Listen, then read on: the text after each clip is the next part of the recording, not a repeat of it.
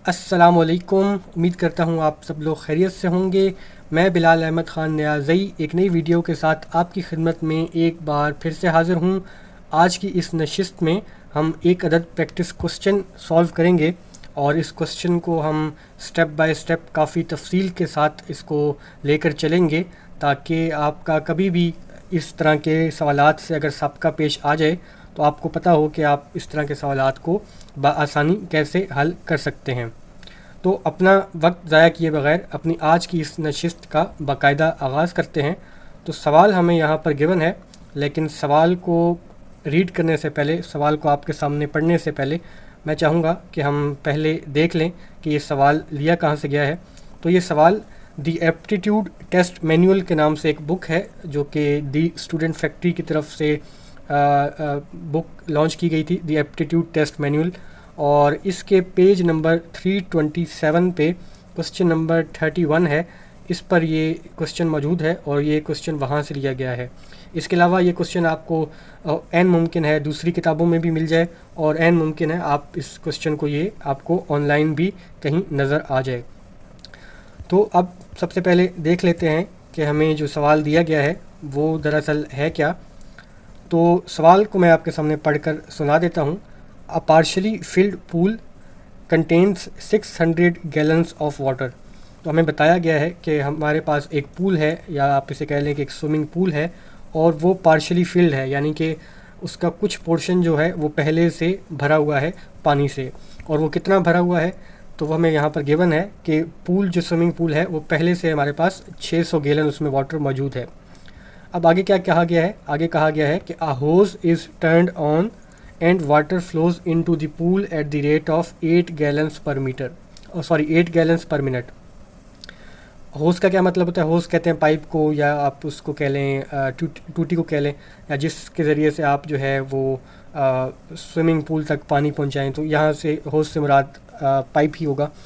तो आप क्या करते हैं कि आप पानी को जो है वो ऑन करते हैं, जो भी आपका नलका है या टूटी है या पाइप है उसको आप चलाते हैं, और उससे क्या होता है कि पानी जो है वो स्विमिंग पूल में फ़्लो करना शुरू कर देता है। तो जब पानी फ़्लो कर रहा होता है स्विमिंग पूल में तो उसका हमें रेट गिवन है कि हर मिनट में 8 गैलन जो है पानी स्विमिंग पूल में जा रहा है।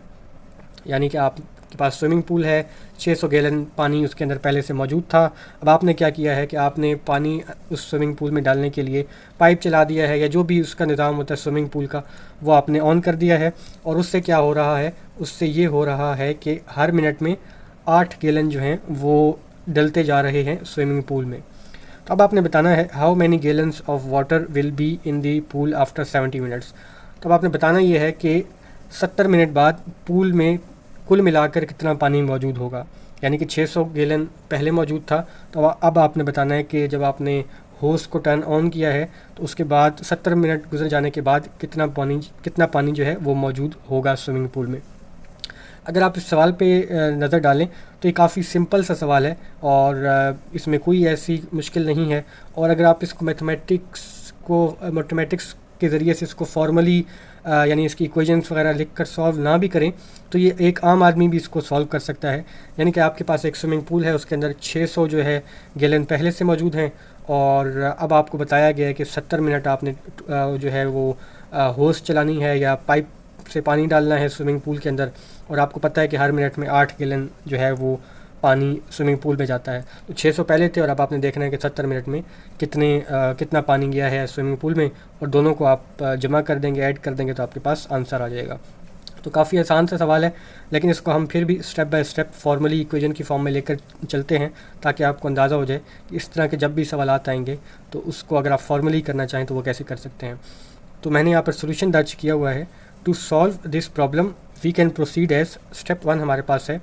तो स्टेप 1 में मैंने क्या किया है, मैंने अज्यूम कर लिया है लेट W क्या है हमारे पास। मैंने एक वेरिएबल सपोज कर लिया है कि स्मॉल w वो क्या किस चीज़ को डिनोट कर रहा है, वाटर इन दी पूल को, यानी कि जितना हमारे पास स्विमिंग पूल के अंदर वाटर है उसको मैंने उसकी क्वांटिटी को मैंने स्मॉल w से मैंने रिप्रेजेंट कर दिया है, और वो क्वांटिटी का यूनिट क्या है, गैलन्स में है। ठीक है, इसी तरीके से मैंने टाइम जितना गुजरा है मिनट्स के अंदर उसको मैंने टी से रिप्रेजेंट कर दिया। तो मैंने यहाँ पर दो वेरिएबल्स जो है इंट्रोड्यूस करवाए हैं, एक स्मॉल डब्ल्यू है और एक स्मॉल टी है।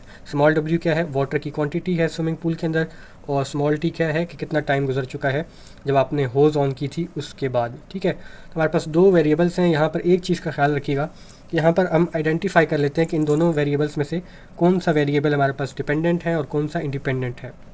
डिपेंडेंट वेरिएबल वो होता है जो दूसरे वेरिएबल्स पर या वेरिएबल पर डिपेंड कर रहा हो, और इंडिपेंडेंट वेरिएबल होता है जो कि दूसरे वेरिएबल पर डिपेंड ना कर रहा हो।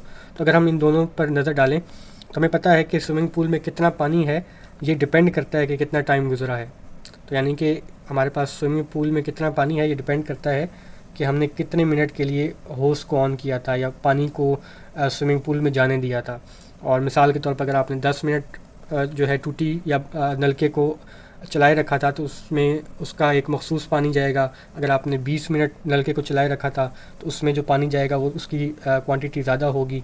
तो क्या यहाँ पे क्या हो रहा है, यहाँ पे जो आपके पास स्मॉल डब्ल्यू है ये वाटर की क्वांटिटी है वो हमारे पास टाइम पर डिपेंड कर रही है। तो हमारे पास यहाँ पर जो वाटर या स्मॉल डब्ल्यू है ये डिपेंडेंट वेरिएबल होगा और जो हमारे पास टाइम है वो हमारे पास इंडिपेंडेंट वेरिएबल होगा। ठीक है, तो टाइम आप अपनी मर्ज़ी से चेंज कर सकते हैं, उसका कोई यानी वो डिपेंड नहीं करता कि स्विमिंग वो डब्ल्यू पे डिपेंड नहीं करता। टाइम आप अपनी मर्ज़ी से सिलेक्ट कर सकते हैं। तो हमारे पास डब्ल्यू डिपेंडेंट वेरिएबल हो गया, टी हमारे पास इंडिपेंडेंट वेरिएबल हो गया।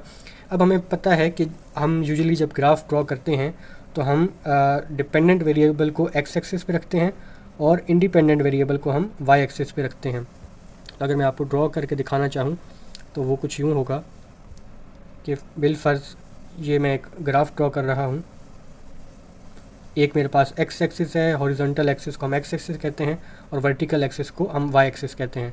तो चूँकि यहाँ पर डिपेंडेंट वेरिएबल हमारे पास स्मॉल डब्ल्यू है तो यहाँ पर मैं इसको स्मॉल डब्ल्यू कह सकता हूँ। तो यहाँ पर अमूमन हमारे पास जहाँ पर वाई होता है तो मैं इसको स्मॉल डब्ल्यू कह सकता हूँ, और या इसको मैं थोड़ा सा अच्छे से लिख देता हूँ, इसको मैं स्मॉल डब्ल्यू कह सकता हूँ। और जो मेरे पास एक्स एक्सिस पे है उसको मैं यहाँ पर टाइम को पुट कर देता हूँ। तो इससे क्या होगा, इससे आपको समझने में आसानी हो जाएगी कि हो क्या रहा है। ठीक है, तो ये चीज़ हमने यहाँ पर डिटरमाइन कर ली या इस्टेब्लिश कर ली कि हमारे पास हमने सिंबल्स दे दिए, वेरिएबल्स को इंट्रोड्यूस करवा दिया और ये बता दिया कि हमारे पास डिपेंडेंट वेरिएबल कौन सा है और इंडिपेंडेंट वेरिएबल कौन सा है। ठीक है, अब हमें एज वी नो, अब स्टेप 2 है हमारे पास, as we know that the pool initially contained 600 gallons of water. हमें क्वेश्चन में, इस सवाल में गिवन था कि पूल पहले से ही पार्शियली फिल्ड है और उसके अंदर 600 गैलन्स पानी जो है वो मौजूद है। तो इसका मतलब क्या होगा कि हमें पहले से ही पता था कि पूल में इनिशियली 600 गैलन मौजूद थे। अब हम क्या कर सकते हैं, वी कैन राइट, हम लिख सकते हैं कि जब टाइम ज़ीरो था, यानी कि अभी हमने होज़ ऑन भी नहीं की थी, होज़ ऑन करने के बाद अभी हमें 0 मिनट्स गुजरे थे या हम ज़ीरो टाइम पे थे, तो तब भी जो पूल के अंदर है वो कितने गैलन्स मौजूद थे, 600 गैलन्स मौजूद थे। ठीक है, तो यानी जब हमारे पास टाइम ज़ीरो था तो 600 गैलन्स मौजूद थे। और टाइम का यहाँ पे क्या है, टाइम हमारे पास टाइम पास्ट है, और टाइम पास्ट क्या है, जब यानी हमने होज़ ऑन की है उसके बाद हमें कितना टाइम गुजरा है। तो यानी जब हमने होज़ ऑन नहीं की या होज़ ऑन कर भी दिया और उसके बाद 0 मिनट्स अभी हुए हैं तो तब भी हमारे पास स्विमिंग पूल में 600 गैलन मौजूद थे। ठीक है, ये हमें ये चीज़ बता रही है। तो हमने पिछले लेक्चर्स में काफ़ी डिटेल के साथ देखा था, ख़ास तौर पे वाई इंटरसेप्ट वाले लेक्चर्स में, कि जब आपके पास इंडिपेंडेंट वेरिएबल ज़ीरो हो तो डिपेंडेंट वेरिएबल की जो भी वैल्यू आती है वो हमारे पास वाई इंटरसेप्ट होता है, या वाई एक्सिस पे जो वो जो लाइन जहाँ से इंटरसेक्ट करी होती है वाई एक्सिस को, वो होता है। तो हमने यहाँ पर देखा कि जब टी ज़ीरो है तो हमारे पास डब्ल्यू की वैल्यू 600 है, तो हमारे पास यहाँ पर वाई इंटरसेप्ट क्या आएगा, जिसको हम सी के सिंबल से डिनोट करते हैं, तो वाई इंटरसेप्ट हमारे पास 600 आ जाएगा, या इसके साथ अगर आप यूनिट लिखना चाहें तो 600 गैलन्स आ जाएगा। तो अब हमें स्टेप 2 से क्या पता चला, हमें अपना वाई इंटरसेप्ट पता चल गया है। और अगर हम वापस ग्राफ पे आएँ तो अब हमें यहाँ पर एक चीज़ ये पता चल गई है कि अगर मैं इस ग्राफ को शुरू बताना चाहूँ लाइन को, तो वो शुरू ऐसे पॉइंट से होगा कि जहाँ पर वाई की या डब्ल्यू की वैल्यू 600 है। ठीक है, तो हमारे पास वाई इंटरसेप्ट क्या है, 600 है, तो हमारा ग्राफ शुरू यहाँ से होगा। हमें ये चीज़ यहाँ पर पता चल गई है। अगेन ग्राफ की आपको ज़रूरत नहीं है, ये मैं सिर्फ आपको समझाने के लिए बता रहा हूँ। और एन मुमकिन आपको लग रहा हो कि ये तो बहुत सिंपल सा सवाल है, इसको मैं इतना कॉम्प्लिकेटेड क्यों कर रहा हूँ, तो ये मैं आपको डिटेल में डेप्थ में जाकर इसलिए समझा रहा हूँ ताकि आपको ये कॉन्सेप्ट समझ आ जाए, वरना इस सवाल में को करने में इतना टाइम नहीं लगता। ये टोटल कुछ सेकंड्स का काम, कुछ सेकंड्स में सवाल हल हो सकता है, लेकिन ये आपको स्टेप बाय स्टेप इसलिए समझा रहा हूँ ताकि आपको कॉन्सेप्ट समझ आ जाए। जब कॉन्सेप्ट समझ आ जाएगी तो जब अगली दफ़ा इस तरह का सवाल आएगा तो आप उसको बहुत तेज़ी से कर पाएंगे। स्टेप 3 को देख लेते हैं। As we know the water flowed into the pool at the rate of 8 gallons per minute.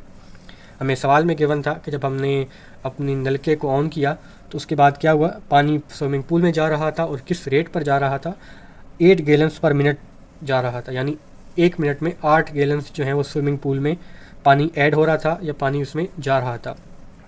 तो अब इसी को मैं अगर थोड़ा सा डिफरेंट तरीके से लिखना चाहूँ वो मैं लिख सकता हूँ कि with every unit increase in T, यानी जब भी मैं टी को 1 यूनिट इंक्रीज़ करूँगा डब्ल्यू इंक्रीजेज बाय 8 यूनिट्स, यानी कि जब भी मैं जो हमारे पास टाइम है या टी है उसको 1 यूनिट इंक्रीज़ करूँगा तो यूनिट हमारे पास टी का यहाँ पे क्या है, यहाँ पर मिनट है टी का यूनिट।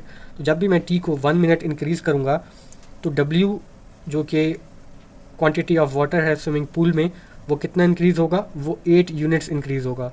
और डब्ल्यू का यूनिट यहाँ पर क्या है, डब्ल्यू का यूनिट यहाँ पर गैलन्स है। तो इसी चीज़ को मैंने लिख दिया है कि जब मैं टी को 1 यूनिट या 1 मिनट इंक्रीज़ करूँगा एक्स एक्सिस पे तो मेरे पास डब्ल्यू कितना इंक्रीज़ होगा, डब्ल्यू मेरा 8 गैलन्स जो है वो इंक्रीज़ होगा। तो इसको मैंने यहाँ पर फॉर्मली लिखा है। अब अगर आपको याद हो हमने स्लोप वाले लेक्चर में पढ़ा था कि स्लोप की भी यही डेफिनेशन होती है कि जब हम एक्स वेरिएबल को 1 जो हमारा एक्स एक्सिस पे वेरिएबल होता है या जो इंडिपेंडेंट वेरिएबल होता है उसको जब हम 1 यूनिट बढ़ाते हैं तो हमारा इफेक्ट कितना होता है हमारे इंडिपेंडेंट वेरिएबल पर या वाई वेरिएबल पर, या वो वेरिएबल जो वाई एक्सिस पर है उस पर कितना इफेक्ट होता है। तो अगर आप उसको इससे कंपेयर करें तो हमें यहाँ से अंदाज़ा हो रहा है कि बिल्कुल स्लोप वाली ही यहाँ पर डेफिनेशन है। तो हम यहाँ पर इसको कह सकते हैं कि हमें स्लोप बता रहा है कि जब हम इंडिपेंडेंट वेरिएबल को 1 यूनिट से इंक्रीज़ करते हैं तो हमारा जो डिपेंडेंट वेरिएबल है 8 यूनिट से इंक्रीज़ होता है। तो हम इसी चीज़ को अगर हम लिखना चाहें स्लोप की फॉर्म में तो हम लिख सकते हैं कि इस जो रिलेशनशिप आएगा या जो इस रिलेशनशिप से हम लाइन ड्रॉ करेंगे उसकी स्लोप 8 होगी। ठीक है, और इसी की चीज़ को अगर वापस ग्राफ में जाएं और इसको ड्रॉ करना चाहें तो मैं कोशिश करता हूं कि इसको ड्रॉ करके आपको दिखा दूं। तो मिसाल के तौर पर अगर मैं यहाँ लाइन ड्रॉ करना चाहूँ तो अगर 1 यूनिट में टी को इंक्रीज़ करूँगा तो मेरा यहाँ पर कितना इंक्रीज़ आना चाहिए, 8 यूनिट्स का आना चाहिए। तो यहाँ पर 608 हो जाना चाहिए। ठीक है, और अगर मैं 2 यूनिट्स इंक्रीज़ करूँगा तो 616 हो जाना चाहिए, 8 यूनिट्स मज़ीद ऐड हो जाने चाहिए। इसी तरीके से 3 यूनिट्स ऐड करूँगा तो फिर मेरे 8 यूनिट्स मज़ीद ऐड हो जाने चाहिए और 624 हो जाना चाहिए।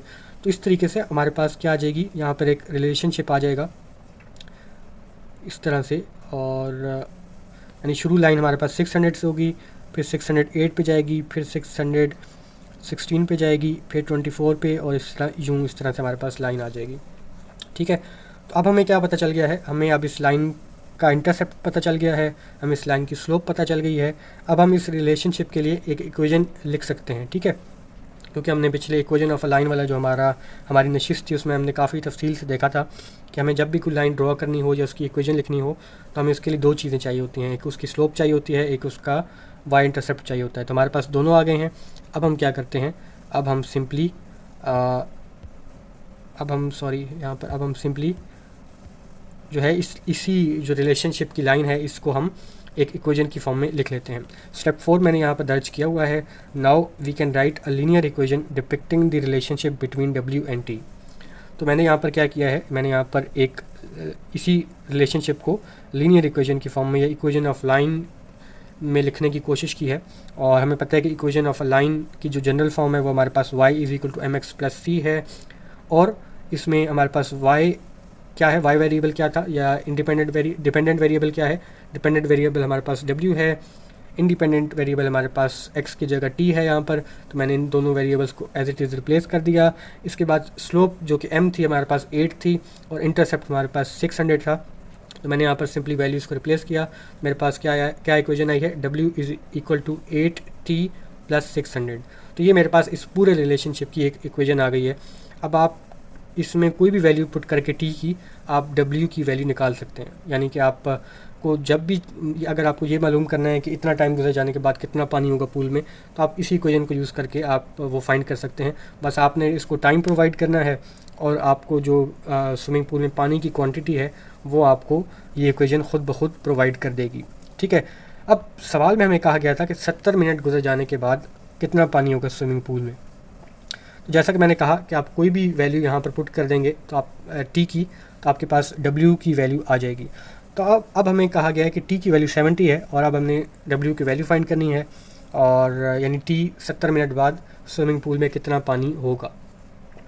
इसी इक्वेशन को हम यूज़ कर लेते हैं जो कि हमने अभी लिखी थी, और इसमें हम टी को 70 की वैल्यू से रिप्लेस कर देते हैं।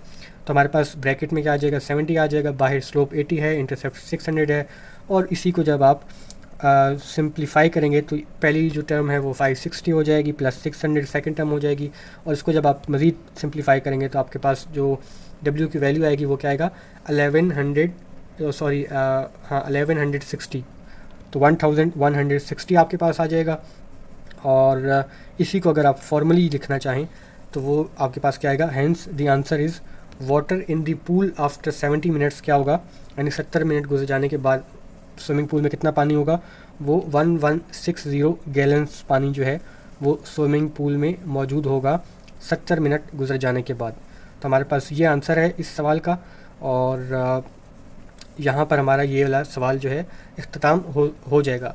लेकिन अगर हमने देखा, आपने पीछे देखा था कि हम एक ग्राफ भी साथ साथ ड्रॉ कर रहे थे प्रैक्टिस के लिए, तो यहाँ पर अगरचे मैंने रफ सा ग्राफ ड्रॉ करके आपको दिखा दिया था, लेकिन इसको मैंने यहाँ पर फॉर्मली भी स्टेप 7 में जो कि ऑप्शनल था, तो हमने प्रैक्टिस पर्पसेस के लिए इसी लीनियर इक्वेशन को मैंने ग्राफ की फॉर्म में भी यहाँ पर मैंने डिपिक्ट कर दिया है या रिप्रेजेंट कर दिया है। इक्वेशन हमारे पास क्या थी, y = 80 + 600, 8 हमारे पास स्लोप थी, 600 हमारे पास इंटरसेप्ट था।